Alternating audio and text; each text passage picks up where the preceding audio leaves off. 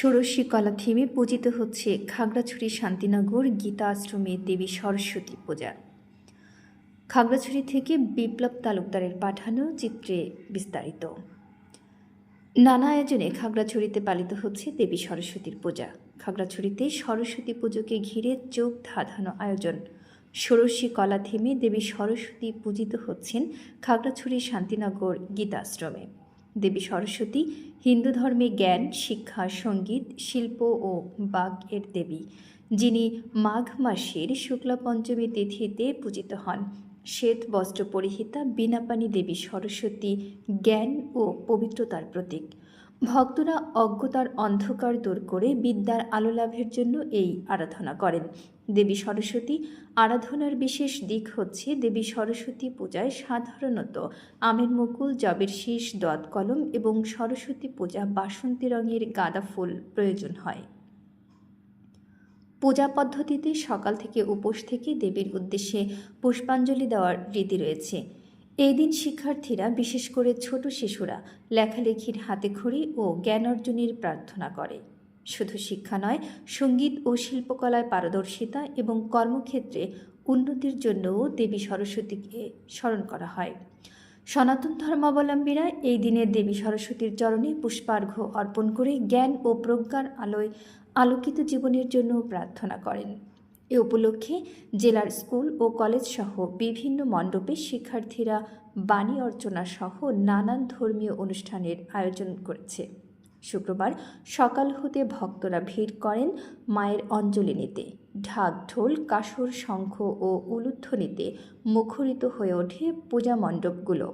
সরস্বতী পূজা উপলক্ষে কেন্দ্রী লক্ষ্মীনারায়ণ মন্দির, জগন্নাথ মন্দির, শান্তিনগর গীতাশ্রম মন্দির, খাগড়াছড়ি সরকারি কলেজ, শালবাগান কালী মন্দির, ভুবনেশ্বর কালী মন্দির সহ জেলার বিভিন্ন মন্দির ও শিক্ষা প্রতিষ্ঠানগুলোতে পূজা ছাড়াও পুষ্পাঞ্জলি প্রদান, প্রসাদ বিতরণ, ধর্মীয় আলোচনা সভা, সাংস্কৃতিক অনুষ্ঠান, সন্ধ্যা আরতি ও আলোকসজ্জা করা হয়েছে।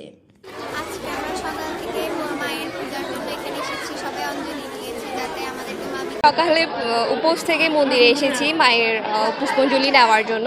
মূলত আমরা ছাত্রছাত্রীরা এই পুজোটা করে থাকি, বড়রাও অ্যাটেন্ড করে, বাট আমরা ছাত্রছাত্রীরা বিদ্যা লাভের আশায় সকাল থেকে আমরা উপোস থেকে অঞ্জলি নিতে আসছি।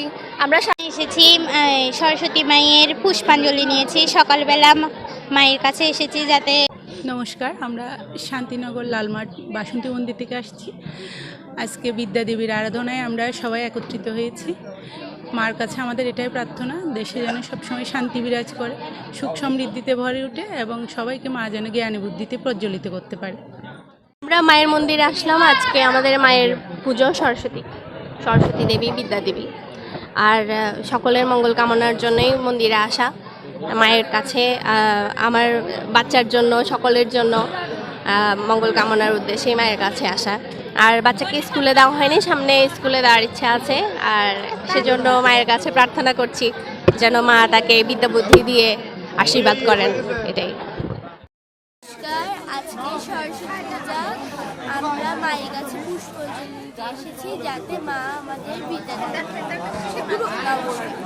সবাইকে নমস্কার। আজ মাঘ শুক্লা পঞ্চমী, এই তিথিতে আমরা বিদ্যা দেবীর আরাধনা করি। আমরা মায়ের কাছে এটাই প্রার্থনা করি যেন মায়ের জ্ঞানের আলোয় পৃথিবী থেকে অন্ধকার দূরীভূত হয়, সবার কাছ থেকে অজ্ঞতা কুসংস্কার দূরীভূত হয়ে একটি সুন্দর পৃথিবী করার জন্য আমরা এই দিনে মায়ের কাছে প্রার্থনা করি।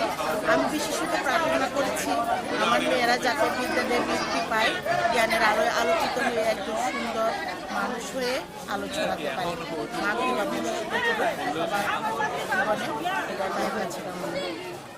সবাইকে নমস্কার, শ্রী শ্রী বাণী অর্চনা 2026-এর শুভেচ্ছা।